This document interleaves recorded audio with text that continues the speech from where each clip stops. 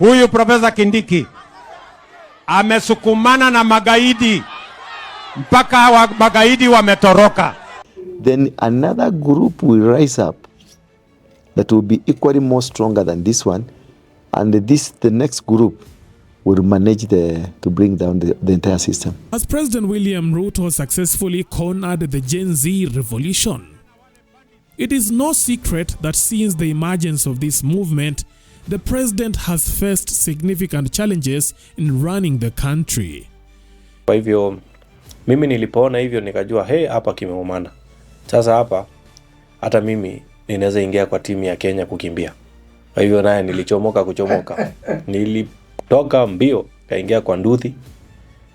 Mimi ndio huyo nimetupa matai na masujui na makoti kando, hata sijui ziko wapi. Hapo nimeingia kwa nduthi.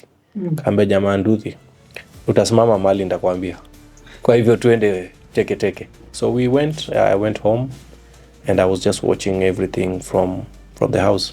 It wasn't a good experience, but this is our country. People should not fight. Not only have they caused him sleepless nights, but they have also driven many of his officials into hiding, fearing the wrath of these young revolutionaries who have declared war on President Ruto's perceived incompetence. However, as time goes on, the influence of this movement seems to be waning, as evidenced by recent developments that have left Kenyans divided. In this episode, we will focus on President Ruto's secret weapon that he has been using to undermine the Gen Z movement and crush this movement completely. Number 1. State machineries. Since the beginning of the Gen Z revolutions, Kenyans have witnessed instances of police intimidations against protesters.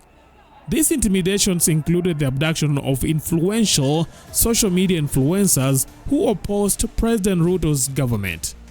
Many of these actions are reported to be under the command of a powerful government figure. The use of the state machinery aimed to deter protesters from participating in further demonstrations due to fear of abductions, killings, or torture. The impact of these shadowy figures within President Ruto's government was notably felt on June 25, 2024, during the parliament invasion by the Gen Z protesters. Our rights, and we are also fighting for the police. I don't get it, I don't get it. I'm out here looking crazy, but I'm fighting for my right because I know there are people like in the village who won't be able to afford the kind of stuff they're having. When we started the revolution, this guy there was blonde, now it's pink, and a person is dead. We'll fight that guy, Ruto banatoka, enda kimbia, run. The aftermath of this invasion was marked by numerous bodies in the city mortuary, the abduction and disappearance of individuals, and the torture of those suspected to have participated in the parliament invasion. This tactic has had some success for the government. Since the invasion of the parliament, even though protests have continued on different days, Kenyans have not witnessed such a large gathering of protesters within Nairobi city as compared to the June 25th protesters. Perhaps some protesters are now afraid of encountering the ruthless state machinery that has since instilled fear in the lives of Kenyans.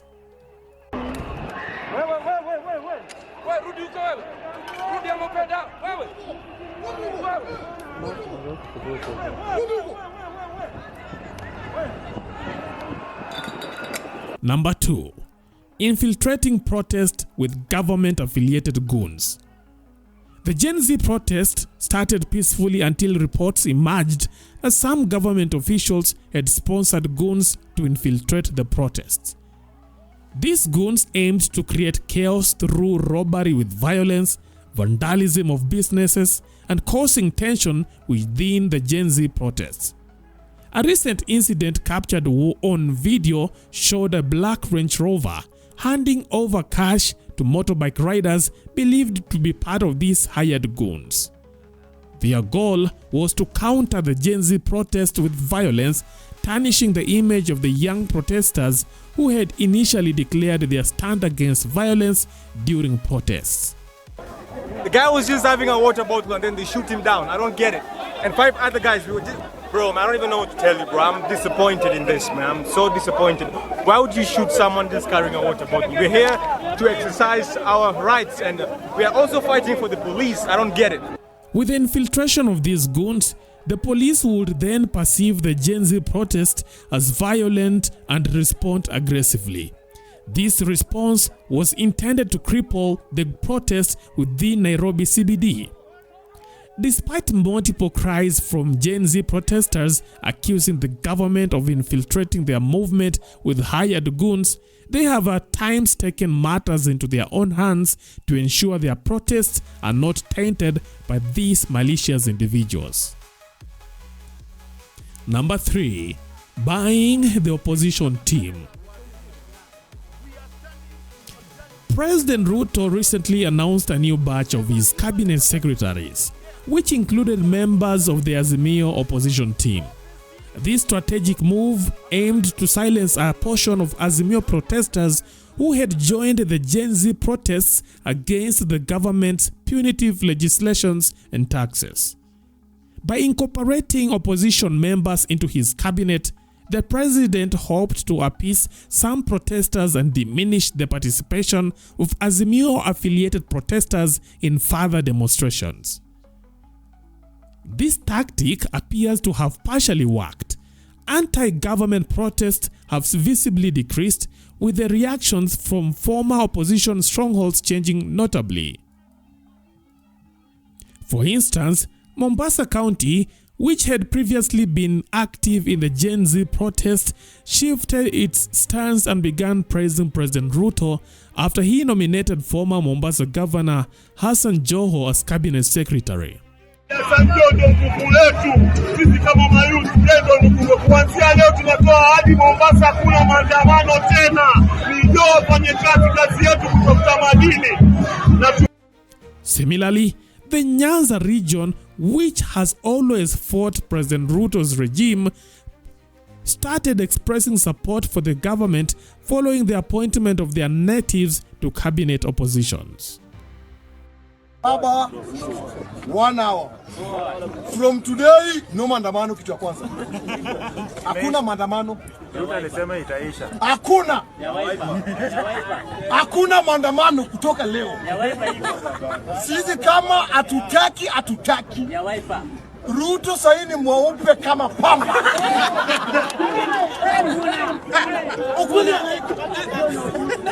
Bwana, point yangu. Hatukuwa tunataka William Samuel Ruto. Lakini kwa sahi baba amependa. Baba akipenda tumependa. Tuweze kudanganyana hapa. Ati Raila kienda maandamano, Raila ni mbaya. Raila kuwa anaenda maandamano, Raila ni mzuri. Akuwa kwa serikali, Raila ni mbaya. Tukundani. Now, these developments suggest that President Ruto has managed to sway a segment of his opposition, potentially weakening the Gen Z movement. And currently, the Gen Zs are on their own without the support of the opposition team. However, the critical question remains: will he truly succeed in silencing this revolution that threatens to send him and his allies back to their village? According to Apostle Ndura Waruingi, the Gen Z movement is resilient and may only be temporarily subdued. He believes that even if the president manages to silence the movement for a while, it might eventually evolve and return even stronger. Things are not good. So I can assure you, this is not good. This group, they will try to suppress it. They will try to bring it down. They will be successful about 60%. Then another group will rise up that will be equally more stronger than this one, and the next group will manage to bring down the entire system. Is that a prophecy, or you are thinking out loud? Whatever I speak is prophetic. I've never spoken to you from my thinking. I give you a prophetic discussion, which you have attested to, which you have seen the results. Okay. Still on that point, you when I watched your recent sermon in regards to what the president is doing, Yes. you said that he started this thing by prayers. Yes. He needs more prayers to sustain. Not he needs more prayers. He must always remain in prayer. Anything birthed in a situation, you must need that situation to you contain need that it. situation to contain it, because that is the product of that line. If it is, he said, I was prayed into power. He must maintain prayers. Now look, the enemies were very smart enough than him to make sure they have stopped the wife from praying. They have stopped the second wife from praying. How? Their offices were scrapped. And these offices were there. That's me thinking loudly. If the way I look at these things, how they are going, he is a one-term president.